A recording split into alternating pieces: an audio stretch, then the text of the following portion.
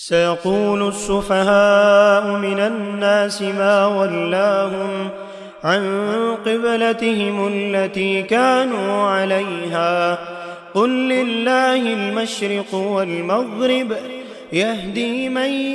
يشاء إلى صراط مستقيم وكذلك جعلناكم أمة وسطا لتكونوا شهداء على الناس ويكون الرسول عليكم شهيدا وما جعلنا القبلة التي كنت عليها إلا لنعلم من يتبع الرسول ممن ينقلب على عقبيه وإن كانت لكبيرة إلا على الذين هدى الله وما كان الله ليضيع إيمانكم إن الله بالناس لرءوف رحيم قد نرى تقلب وجهك في السماء فلنولينك قبلة ترضاها فول وجهك شطر المسجد الحرام وحيث ما كنتم فولوا وجوهكم شطره وإن الذين أوتوا الكتاب ليعلمون أنه الحق من ربهم وما الله بغافل عما يعملون ولئن أتيت الذين أوتوا الكتاب بكل آية ما تبعوا قبلتك وما أنت بتابع قبلتهم وما بعضهم بتابع قبلة بعض ولئن اتبعت أهواءهم من بعد ما جاءك من العلم إنك إذا لمن الظالمين الذين آتيناهم الكتاب يعرفونه كما يعرفون أبناءهم وإن فريقا منهم ليكتمون الحق وهم يعلمون الحق من ربك فلا تكونن من الممترين ولكل وجهة هو موليها فاستبقوا الخيرات أينما تكونوا يأت بكم الله جميعا إن الله على كل شيء قدير ومن حيث خرجت فول وجهك شطر المسجد الحرام وإنه للحق من ربك وما الله بغافل عما تعملون ومن حيث خرجت فول وجهك شطر المسجد الحرام وحيث ما كنتم فولوا وجوهكم شطره لئلا يكون للناس عليكم حجة إلا الذين ظلموا منهم فلا تخشوهم واخشوني ولأتم نعمتي عليكم ولعلكم تهتدون كما أرسلنا فيكم رسولا منكم يتلو عليكم آياتنا ويزكيكم ويعلمكم الكتاب والحكمة ويعلمكم ما لم تكونوا تعلمون فاذكروني أذكركم واشكروا لي ولا تكفرون يا أيها الذين آمنوا استعينوا بالصبر والصلاة إن الله مع الصابرين ولا تقولوا لمن يقتل في سبيل الله أموات بل أحياء ولكن لا تشعرون ولنبلونكم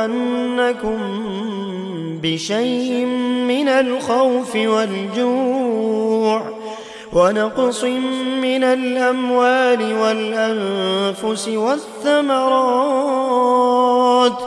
وبشر الصابرين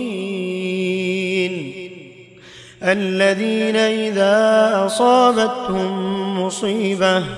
قالوا إنا لله وإنا إليه راجعون أولئك عليهم صلوات من ربهم ورحمة وأولئك هم المهتدون إن الصفا والمروة من شعائر الله فمن حج البيت واعتمر فلا جناح عليه أن يطوف بهما ومن تطوع خيرا فإن الله شاكر عليم إن الذين يكتمون ما أنزلنا من البينات والهدى من بعد ما بيناه للناس في الكتاب أولئك يلعنهم الله ويلعنهم اللاعنون إلا الذين تابوا وأصلحوا وبينوا فأولئك أتوب عليهم وأنا التواب الرحيم إن الذين كفروا وماتوا وهم كفار أولئك عليهم لعنة الله والملائكة والناس أجمعين خالدين فيها لا يخفف عنهم العذاب ولا هم ينظرون وإلهكم إله واحد لا إله إلا هو الرحمن الرحيم إن في خلق السماوات والأرض واختلاف الليل والنهار والفلك التي تجري في البحر بما ينفع الناس وما أنزل الله من السماء من ماء فأحيا به الأرض بعد موتها وبث فيها من كل دابة وتصريف الرياح والسحاب المسخر بين السماء والأرض لآيات لقوم يعقلون ومن الناس من يتخذ من دون الله أندادا يحبونهم كحب الله والذين آمنوا أشد حبا لله ولو يرى الذين ظلموا إذ يرون العذاب أن القوة لله جميعا وأن الله شديد العذاب إذ تبرأ الذين اتبعوا من الذين اتبعوا ورأوا العذاب وتقطعت بهم الأسباب وقال الذين اتبعوا لو أن لنا كرة فنتبرأ منهم كما تبرأوا منا كذلك يريهم الله أعمالهم حسرات عليهم وما هم بخارجين من النار يا أيها الناس كلوا مما في الأرض حلالا طيبا ولا تتبعوا خطوات الشيطان إنه لكم عدو مبين إنما يأمركم بالسوء والفحشاء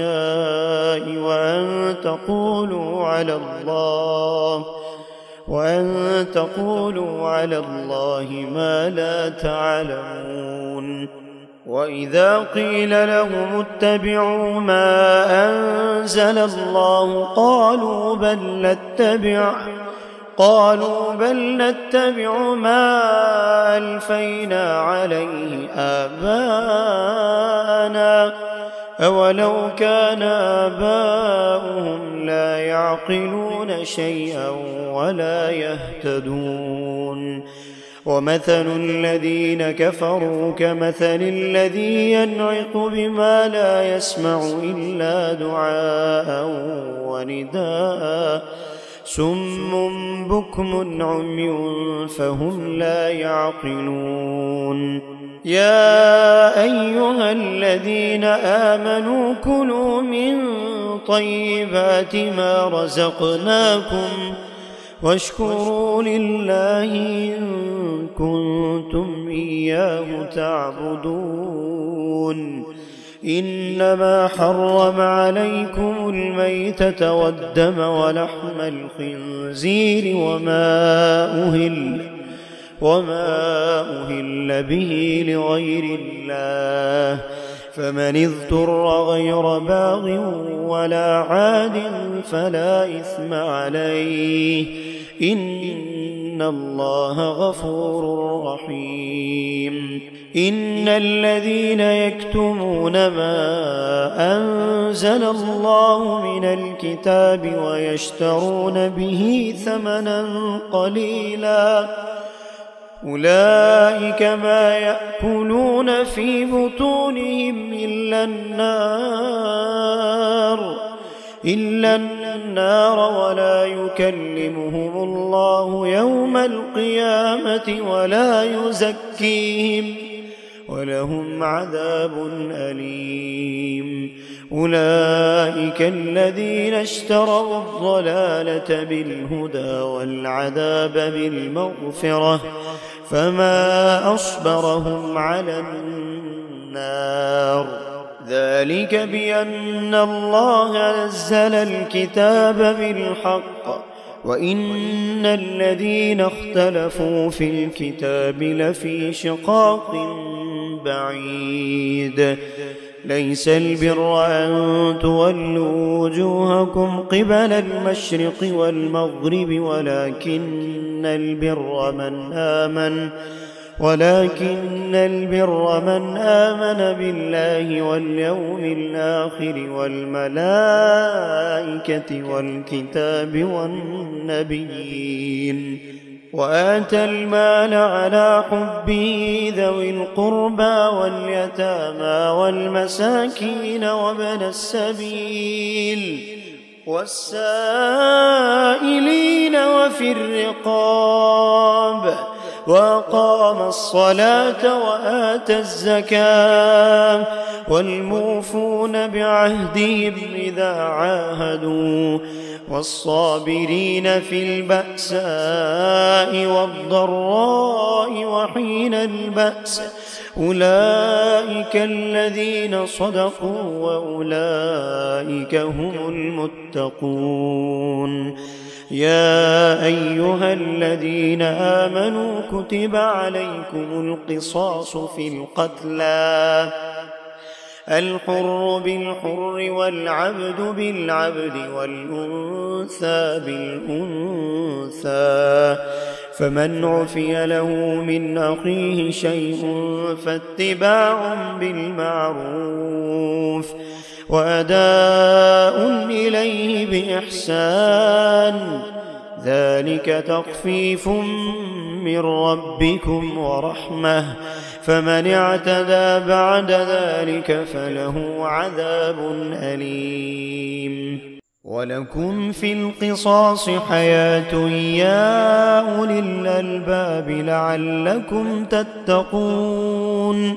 كتب عليكم إذا حضر أحدكم الموت إن ترك خيرا الوصية للوالدين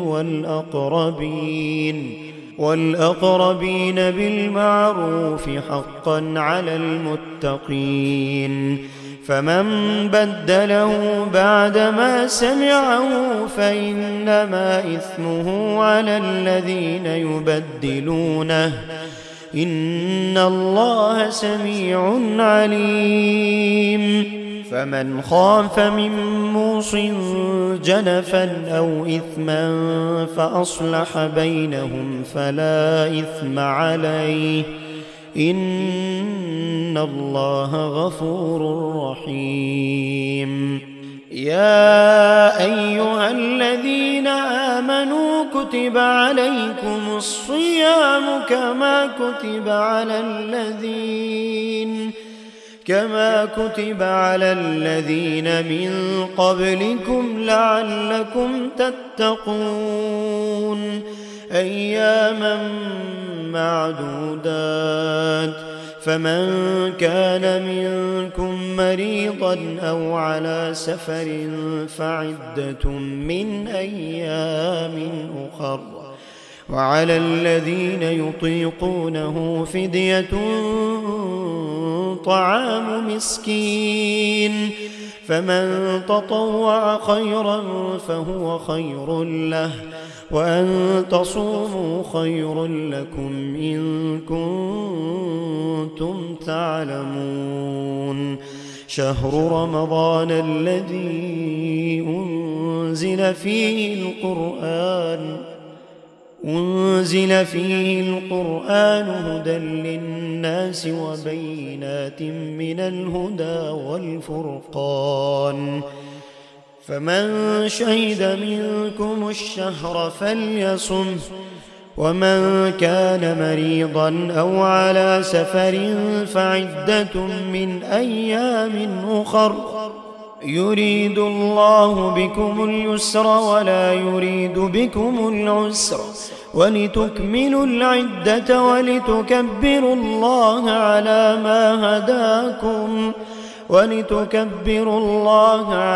ما هداكم ولعلكم تشكرون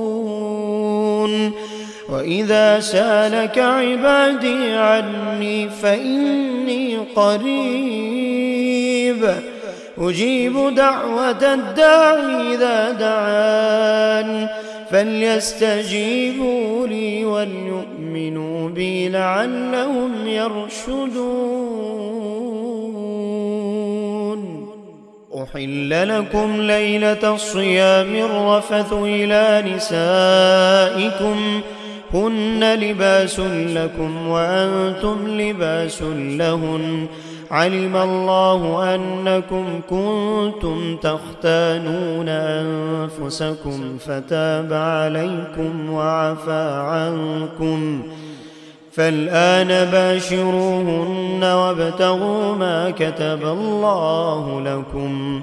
وكلوا واشربوا حتى يتبين لكم الخيط الأبيض من الخيط الأسود من الفجر ثم أتموا الصيام إلى الليل ولا تباشروهن وأنتم عاكفون في المساجد تلك حدود الله فلا تقربوها كذلك يبين الله آياته للناس لعلهم يتقون ولا تأكلوا أموالكم بينكم بالباطل وتدلوا بها إلى الحكام لتأكلوا فريقا من أموال الناس بالإثم وأنتم تعلمون يسألونك عن الأهلة قل هي مواقيت للناس والحج وليس البر بأن تأتوا البيوت من ظهورها ولكن البر من اتقى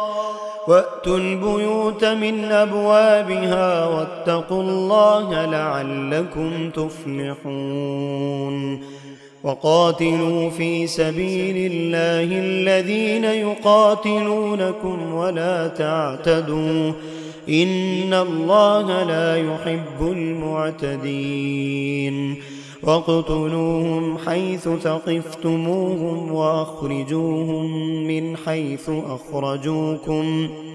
من حيث أخرجوكم والفتنة أشد من القتل ولا تقاتلوهم عند المسجد الحرام حتى يقاتلوكم فيه فإن قاتلوكم فاقتلوهم كذلك جزاء الكافرين فإن انتهوا فإن الله غفور رحيم وقاتلوهم حتى لا تكون فتنة ويكون الدين لله فإن انتهوا فلا عدوان إلا على الظالمين الشهر الحرام بالشهر الحرام والحرمات قصاص فمن اعتدى عليكم فاعتدوا عليه بمثل ما اعتدى عليكم واتقوا الله واعلموا أن الله مع المتقين وأنفقوا في سبيل الله ولا تلقوا بأيديكم إلى التهلكة وأحسنوا إن الله يحب المحسنين وأتموا الحج والعمرة لله فإن أحصرتم فما استيسر من الهدي ولا تحلقوا رؤوسكم حتى يبلغ الهدي مهله فمن كان منكم مريضا أو به أذى من رأسه ففدية من صيام أو صدقة أو نسك فإذا أمنتم فمن تمتع بالعمرة إلى الحج فما استيسر من الهدي فمن لم يجد فصيام 3 أيام في الحج و7 إذا رجعتم تلك 10 كاملة ذلك لمن لم يكن أهله حاضر المسجد الحرام واتقوا الله واعلموا أن الله شديد العقاب الحج أشهر معلومات فمن فرض فيهن الحج فلا رفث ولا فسوق ولا جدال في الحج وما تفعلوا من خير يعلمه الله وتزودوا فإن خير الزاد التقوى واتقون يا أولي الألباب ليس عليكم جناح أن تبتغوا فضلا من ربكم فإذا أفضتم من عرفات فاذكروا الله عند المشعر الحرام واذكروه كما هداكم وإن كنتم من قبله لمن الضالين ثم أفيضوا من حيث أفاض الناس واستغفروا الله إن الله غفور رحيم فإذا قضيتم مناسككم فاذكروا الله كذكركم آباءكم أو أشد ذكرا فمن الناس من يقول ربنا آتنا في الدنيا وما له في الآخرة من خلاق ومنهم من يقول ربنا آتنا في الدنيا حسنة وفي الآخرة حسنة وقنا عذاب النار. أولئك لهم نصيب مما كسبوا والله سريع الحساب. واذكروا الله في أيام معدودات فمن تعجل في يومين فلا إثم عليه ومن تأخر فلا إثم عليه لمن اتقى واتقوا الله واعلموا أنكم إليه تحشرون.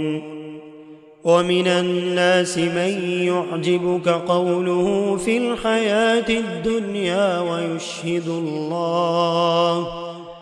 ويشهد الله على ما في قلبه وهو لد الخصام. وإذا تولى سعى في الأرض ليفسد فيها ويهلك الحرث والنسل والله لا يحب الفساد. وإذا قيل له اتق الله أخذته العزة بالإثم فحسبه جهنم ولبئس المهاد. ومن الناس من يشري نفسه ابتغاء مرضات الله والله رؤوف بالعباد. يا أيها الذين آمنوا ادخلوا في السلم كافة ولا تتبعوا خطوات الشيطان إنه لكم عدو مبين. فإن زللتم من بعد ما جاءتكم البينات فاعلموا أن الله عزيز حكيم. هل ينظرون إلا أن يأتيهم الله في ظلل من الغمام والملائكة وقضي الأمر وإلى الله ترجع الأمور. سل بني إسرائيل كم آتيناهم من آية بينة ومن يبدل نعمة الله من بعد ما جاءته فإن الله شديد العقاب. زين للذين كفروا الحياة الدنيا ويسخرون من الذين آمنوا والذين اتقوا فوقهم يوم القيامة والله يرزق من يشاء بغير حساب. كان الناس أمة واحدة فبعث الله النبيين مبشرين ومنذرين وأنزل معهم الكتاب بالحق ليحكم بين الناس فيما اختلفوا فيه وما اختلف فيه إلا الذين أوتوه من بعد ما جاءتهم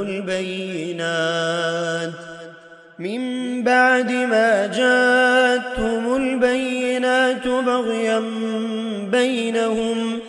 فهدى الله الذين آمنوا لما اختلفوا فيه من الحق بإذنه والله يهدي من يشاء إلى صراط مستقيم. أم حسبتم أن تدخلوا الجنة ولما يأتكم مثل الذين خلوا من قبلكم مستهم البأساء والضراء وزلزلوا حتى حتى يقول الرسول والذين آمنوا معه متى نصر الله ألا إن نصر الله قريب يسألونك ماذا ينفقون قل ما أنفقتم من خير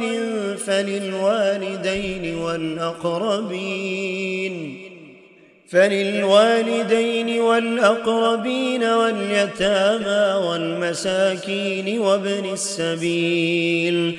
وما تفعلوا من خير فإن الله به عليم كتب عليكم القتال وهو كره لكم وعسى أن تكرهوا شيئا وهو خير لكم وعسى أن تحبوا شيئا وهو شر لكم والله يعلم وأنتم لا تعلمون يسألونك عن الشهر الحرام قتال فيه قل قتال فيه كبير وصد عن سبيل الله وكفر به والمسجد الحرام وإخراج أهله منه أكبر عند الله والفتنة أكبر من القتل ولا يزالون يقاتلونكم حتى يردوكم عن دينكم إن استطاعوا ومن يرتد منكم عن دينه فيمت وهو كافر فأولئك حبطت أعمالهم في الدنيا والآخرة وأولئك أصحاب النار هم فيها خالدون إن الذين آمنوا والذين هاجروا وجاهدوا في سبيل الله أولئك يرجون رحمة الله والله غفور رحيم يسألونك عن الخمر والميسر قل فيهما إثم كبير ومنافع للناس وإثمهما أكبر من نفعهما ويسألونك ماذا ينفقون قل العفو كذلك يبين الله لكم الآيات لعلكم تتفكرون في الدنيا والآخرة ويسألونك عن اليتامى قل إصلاح لهم خير وإن تخالطوهم فإخوانكم والله يعلم المفسد من المصلح ولو شاء الله لأعنتكم إن الله عزيز حكيم ولا تنكحوا المشركات حتى يؤمن ولامة مؤمنة خير من مشركة ولو أعجبتكم ولا تنكحوا المشركين حتى يؤمنوا ولعبد مؤمن خير من مشرك ولو أعجبكم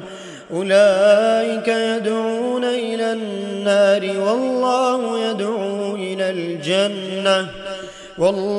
يدعو إلى الجنة والمغفرة بإذنه ويبين آياته للناس لعلهم يتذكرون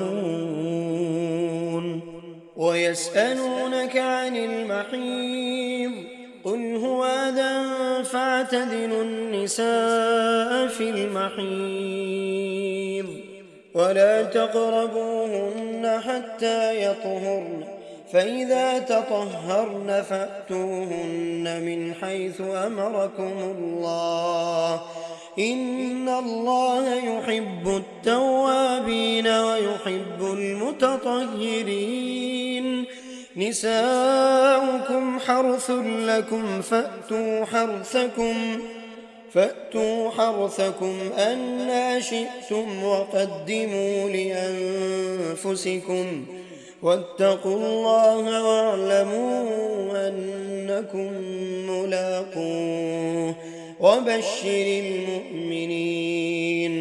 ولا تجعلوا الله عرضة لأيمانكم أن تبروا وتتقوا وتصلحوا بين الناس والله سميع عليم. لا يؤاخذكم الله باللغو في أيمانكم ولكن يؤاخذكم بما كسبت قلوبكم والله غفور حليم. للذين يؤلون من نسائهم تربص 4 أشهر فإن فاءوا فإن الله غفور رحيم. وإن عزموا الطلاق فإن الله سميع عليم. والمطلقات يتربصن بأنفسهن 3 قروء ولا يحل لهن أن يكتمن ما خلق الله في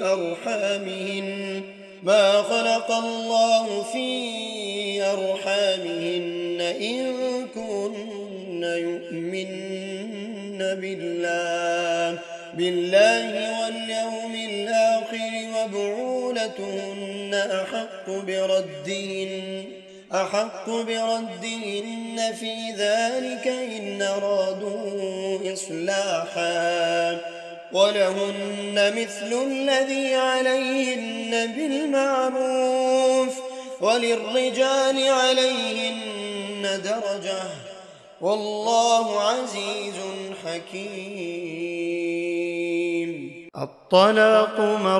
2 فإمساك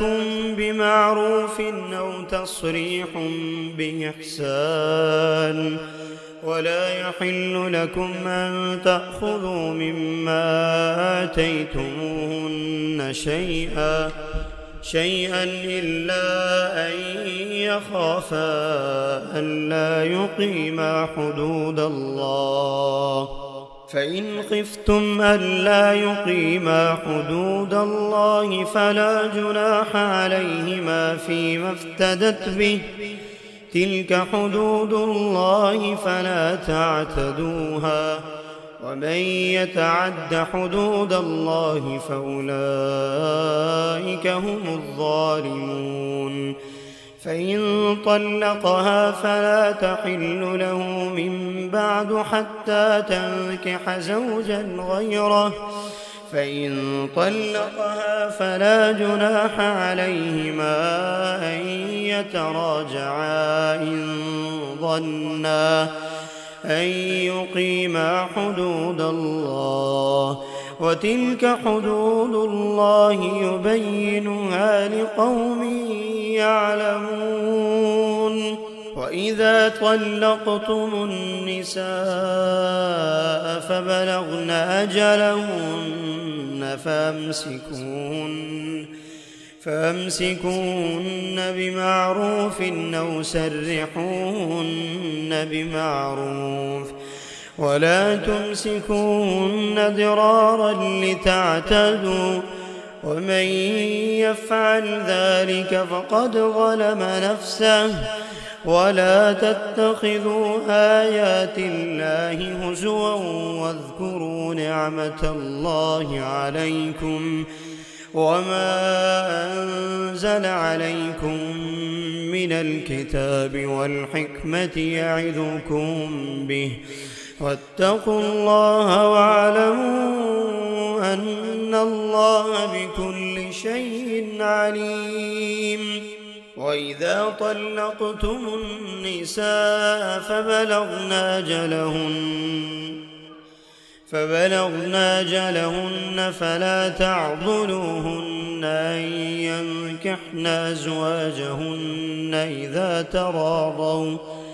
إذا تراضوا بينهم بالمعروف ذلك يوعظ به من كان منكم يؤمن بالله واليوم الآخر ذلكم أزكى لكم وأطهر والله يعلم وأنتم لا تعلمون. والوالدات يرضعن أولادهن حولين كاملين لمن أراد أن يتم الرضاعة وعلى المولود له رزقهن وكسوتهن بالمعروف لا تكلف نفس إلا وسعها لا تضار والدة بولدها ولا مولود له بولده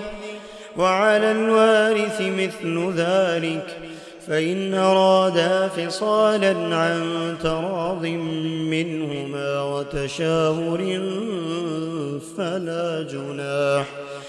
فلا جناح عليهما وإن أردتم أن تسترضعوا أولادكم فلا جناح عليكم إذا سلمتم ما آتيتم بالمعروف واتقوا الله واعلموا أن الله بما تعملون بصير. والذين يتوفون منكم ويذرون أزواجا يتربصن بأنفسهن 4 أشهر و10 فإذا بلغن أجلهن فلا جناح عليكم فيما فعلن في أنفسهن بالمعروف والله بما تعملون خبير.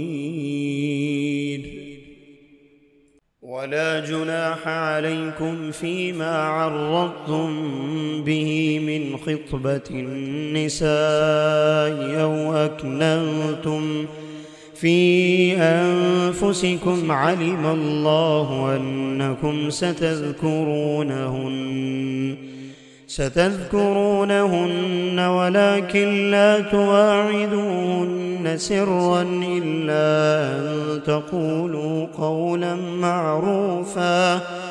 ولا تعزموا عقدة النكاح حتى يبلغ الكتاب أجله واعلموا أن الله يعلم ما في أنفسكم فاحذروه واعلموا أن الله غفور حليم. لا جناح عليكم إن طلقتم النساء ما لم تمسوهن أو تفرضوا لهن فريضة ومتعوهن على الموسع قدره وعلى المقتر قدره متاعا بالمعروف حقا على المحسنين. وإن طلقتموهن من قبل أن تمسوهن وقد فرضتم لهن فريضة فنصف ما فرضتم إلا أن يعفون أو يعفو الذي بيده عقدة النكاح وأن تعفوا أقرب للتقوى ولا تنسوا الفضل بينكم إن الله بما تعملون بصير. حافظوا على الصلوات والصلاة الوسطى وقوموا لله قانتين. فإن خفتم فرجالا أو ركبانا فإذا أمنتم فاذكروا الله كما علمكم ما لم تكونوا تعلمون. والذين يتوفون منكم ويذرون أزواجا وصية لأزواجهم متاعا إلى الحول غير إخراج فإن خرجن فلا جناح عليكم فيما فعلن في أنفسهن من معروف والله عزيز حكيم. وللمطلقات متاع بالمعروف حقا على المتقين كذلك يبين الله لكم آياته لعلكم تعقلون. ألم تر إلى الذين خرجوا من ديارهم وهم ألوف حذر الموت فقال لهم الله موتوا ثم أحياهم إن الله لذو فضل على الناس ولكن أكثر الناس لا يشكرون. وقاتلوا في سبيل الله واعلموا أن الله سميع عليم. من ذا الذي يقرض الله قرضا حسنا فيضاعفه له أضعافا كثيرة والله يقبض ويبسط وإليه ترجعون. ألم تر إلى الملأ من بني إسرائيل من بعد موسى إذ قالوا لنبي له مبعث لنا ملكا نقاتل في سبيل الله قال هل عسيتم إن كتب عليكم القتال ألا تقاتلوا قالوا وما لنا ألا نقاتل في سبيل الله وقد أخرجنا من ديارنا وأبنائنا فلما كتب عليهم القتال تولوا إلا قليلا منهم والله عليم بالظالمين. وقال لهم نبيهم إن الله قد بعث لكم طالوت ملكا قالوا أنى يكون له الملك علينا ونحن أحق بالملك منه ولم يؤت سعة من المال قال إن الله اصطفاه عليكم وزاده بسطة في العلم والجسم والله يؤتي ملكه من يشاء والله واسع عليم. وقال لهم نبيهم إن آية ملكه أن يأتيكم التابوت فيه سكينة من ربكم وبقية مما ترك آل موسى وآل هارون تحمله الملائكة إن في ذلك لآية لكم إن كنتم مؤمنين. فلما فصل طالوت بالجنود قال إن الله مبتليكم بنهر فمن شرب منه فليس مني ومن لم يطعمه فإنه مني إلا من اغترف غرفة بيده فشربوا منه إلا قليلا منهم فلما جاوزه هو والذين آمنوا معه قالوا لا طاقة لنا اليوم بجالوت وجنوده قال الذين يظنون أنهم ملاقو الله كم من فئة قليلة غلبت فئة كثيرة بإذن الله والله مع الصابرين. ولما برزوا لجالوت وجنوده قالوا ربنا افرغ علينا صبرا وثبت أقدامنا وانصرنا على القوم الكافرين فهزموهم بإذن الله.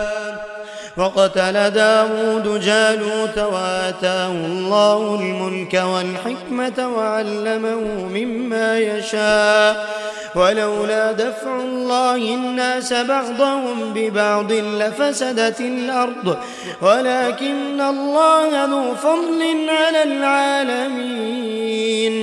تلك آيات الله نتلوها عليك بالحق وإنك لمن المرسلين.